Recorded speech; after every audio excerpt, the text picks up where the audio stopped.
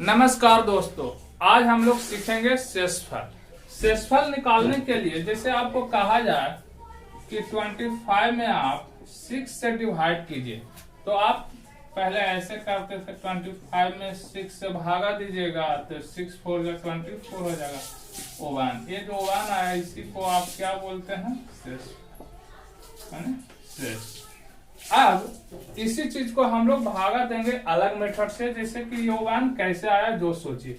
ये 25 है, ये 6 है, तो ये 6 4 जा 24 और उसको घटाए थे 1 तो 1 बाई 6, मतलब कि जो यहाँ पे 1 आया इसी को आप शेष बोल रहे हैं। जैसे आपको बोला जाए कि बताइए 8 में आप 5 से भागा दीजिए, तो 8 में 5 से भागा दीजिए तो क्या कितना लगाइएगा? 1 मरतबे तो 5, तो 5 जाएगा 8 में से कितना आएगा? 3 बाई 5, मतलब कि जो यहाँ पे 3 आया है इसी यही क्या हो जाएगा? शेष हो जाएगा।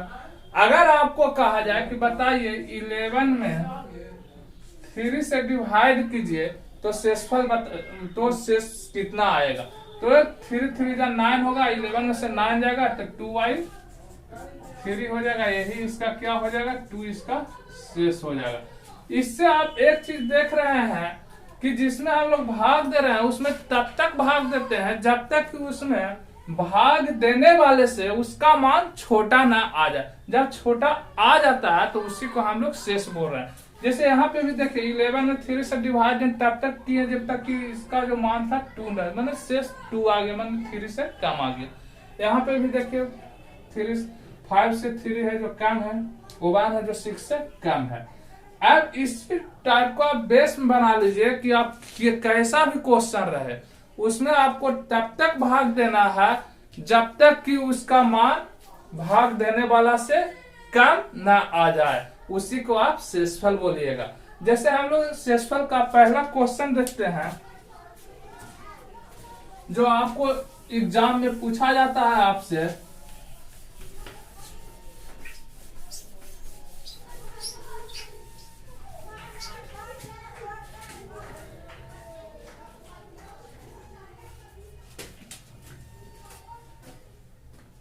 जैसे पहला क्वेश्चन है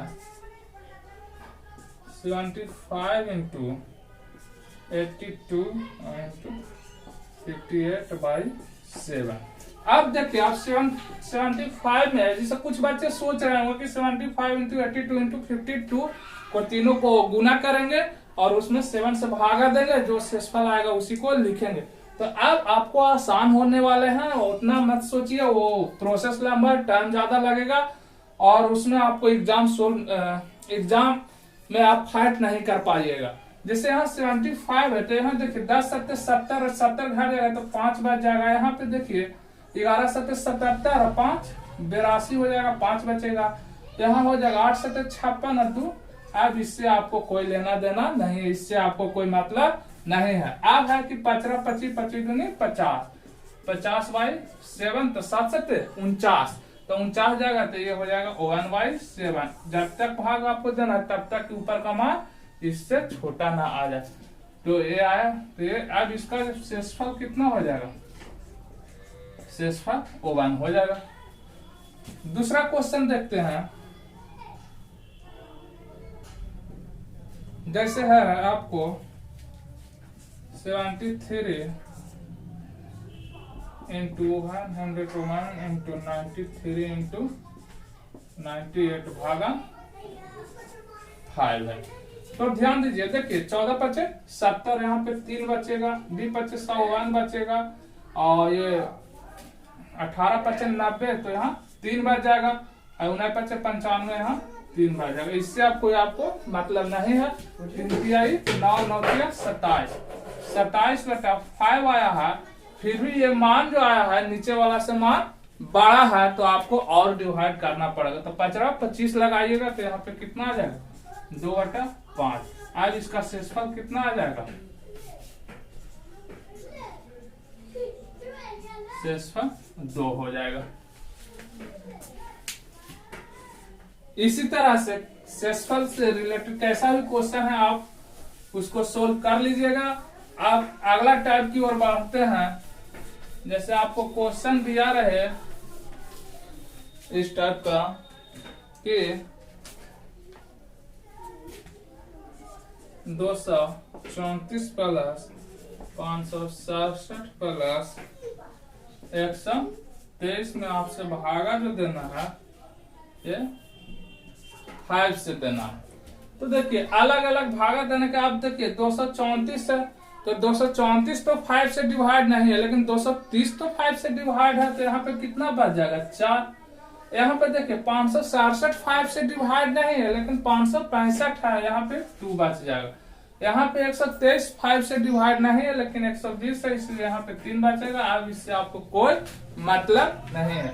अब देखिए 4 और 2 6 और 3 9, मतलब 4 और 2 6 और 3 9, 9/5 आया। इसी को और एक मतलब लगाइए तो 5 रुपए मैंने 4/5। यहाँ जो इसका शेषफल आएगा कितना आएगा, शेषफल 4 हो जाएगा। और भी क्वेश्चन देखते हैं।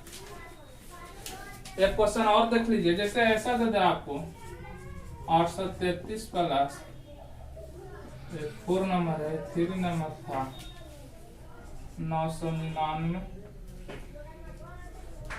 प्लस 495 भागा 5। देखिए 833 तो 5 से डिवाइड नहीं होगा, लेकिन 830 तो हो सकता है, तो यहाँ पे 3 बच जाएगा। यहाँ पे 999 नहीं 995, तो यहाँ पे 4 है, यहाँ पे तो एक पूरा 0 बचे, इससे मतलब नहीं है। तो 4 3 7 बता 5, अभी भी 7 5 से बड़ा है, तो इसको आप एक मतलब लगाइएगा तो 2/5 आएगा। इसका जो शेषफल आएगा कितना आएगा, 2 आएगा। अब है ये 2 आ जाएगा। 5 नंबर क्वेश्चन है,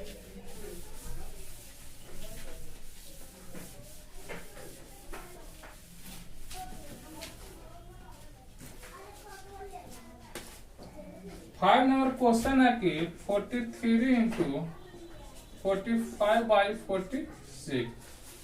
पिछले जो भी क्वेश्चन हम लोग देखे उसमें था कि ऊपर का मान ज्यादा रहता था और नीचे का मान कम रहता था, लेकिन यहाँ पे भी ऐसा नहीं है। 43 45 आपको गुना करने का जरूरत है। ध्यान से सोचिए, एक नेगेटिव रिमाइंडर होता है। नेगेटिव मतलब कि शेषफल कभी नेगेटिव नहीं होता। नेगेटिव रिमाइंडर कहने का मतलब नेगेटिव रिमाइंडर प्रोसेस है शेषफल निकालने का। जैसे आप 43 को आप कैसे लिख सकते हैं, 46 माइनस 3 कीजिएगा तो 43 आएगा। ये 46 माइनस 1 कीजिएगा तो 45 आएगा। और जब x माइनस वाई रहता था बटा, अगर मान लेते हैं z रहता था, तो इसको आप लिखते थे x बटा z माइनस वाई बटा z, इतना तो कर सकते थे। तो उसी तरह से अगर हम लोग 43 को 46 माइनस 3 लिखेंगे और 45 को 46 माइनस 1 लिखेंगे तो कोई दिक्कत नहीं होगा। तो इसको देखिए आप ऐसे लिख सकते हैं 43 minus 3 by 46 Guna 46 minus 1 by 46। अलग अलग डिवाइड कीजिएगा तो ये -3/46 हो जाएगा, गुने यहाँ पे -1/46 हो जाएगा। ये दोनों डिवाइड एक ही है, मतलब कि दोनों अलग अलग नहीं है कि इसको इसमें गुना कीजिएगा। दोनों में को जब अलग अलग कीजिएगा तो ऐसे आएगा। अब इसी को आप लिखिएगा -3 इंटू -1, मतलब कि 3/46। इसका जो रिमाइंडर आएगा कितना आएगा, 3 आएगा। अब और भी क्वेश्चन आगे देखते हैं कि यदि मान लेते हैं कि जो शेषफल है वो नेगेटिव में आ जाए, ऊपर का मान नेगेटिव आ जाए। जैसे आप ऐसे दे रहे 43 इंटू 45 इंटू 47 भागा 48। अब बताइए 48 में से कितना घटाइएगा, आपकी 43 आएगा। तो यहाँ पे -5, इसमें से -3 और इसमें से -1।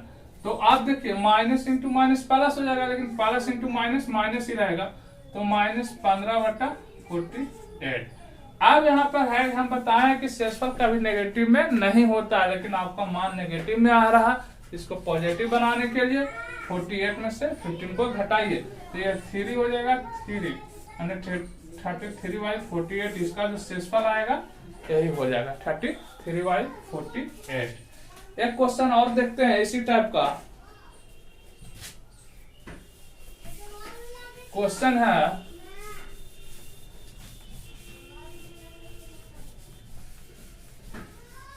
कि आपको जैसे ऐसा क्वेश्चन दिया रहा है 23 इंटू 24 इंटू 25/26।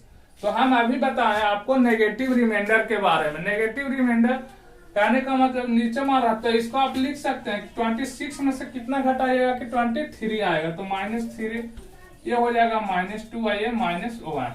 इसी को गुना कीजिएगा तो -3 इंटू -2 प्लस हो जाएगा -3 इंटू -2 इंटू -1/26। ये हो जाएगा -6/26।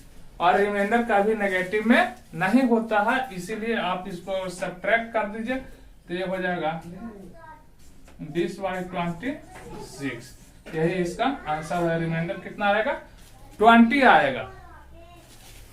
अब हम लोग नेक्स्ट क्वेश्चन की ओर बढ़ते हैं, जो अगला टाइप है फैक्टोरियल से रिलेटेड। फैक्टोरियल समझ लीजिए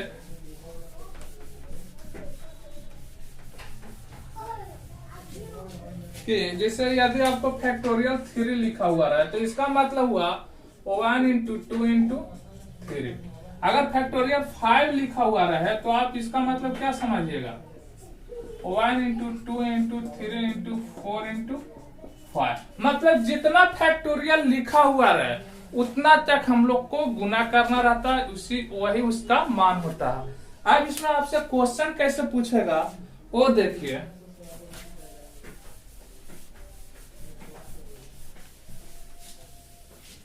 ये आपको बोलेगा कि फैक्टोरियल 1 जोड़, फैक्टोरियल 2 जोड़, फैक्टोरियल 3 जोड़, dot dot dot dot factorial 100।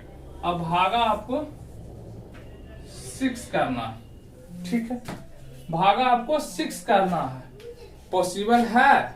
Possible है। कैसे जो देखिए, फैक्टोरियल 1 का मान तो 1 ही होगा, फैक्टोरियल 2 का मान जब निकालिएगा तो 1 इंटू 2 होगा, और जब फैक्टोरियल 3 का मान 1 इंटू 2 इंटू 3, और जो फैक्टोरियल 4 भी अगर निकालिएगा तो 1 into 2 into 3 into 4 dot dot dot dot ऐसे फैक्टोरियल 100 तक जाएगा।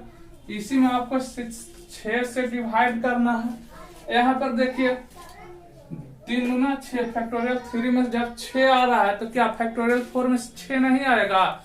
4 में भी आएगा, फैक्टोरियल 5 में भी आएगा, जहां तक मतलब 3 से आगे जितना भी फैक्टोरियल जाएगा वह सभी में 6 आएगा, और जिसमें 6 आएगा उसमें 6 से डिवाइड कर देंगे तो रिमाइंडर क्या होगा? 0 होगा। मतलब कि यहाँ तक का जो मान है, यहाँ तक का जो रिमाइंडर आ जाएगा क्या आ जाएगा? 0।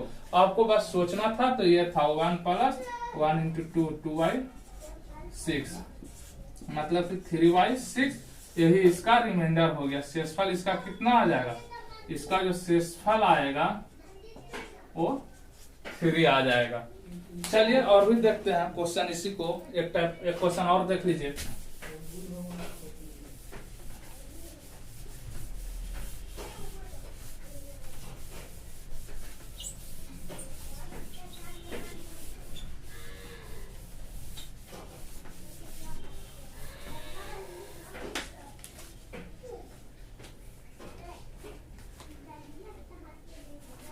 जैसे आपको क्वेश्चन में ऐसे रहा, factorial 3 plus factorial 4 plus factorial 6 plus factorial 20।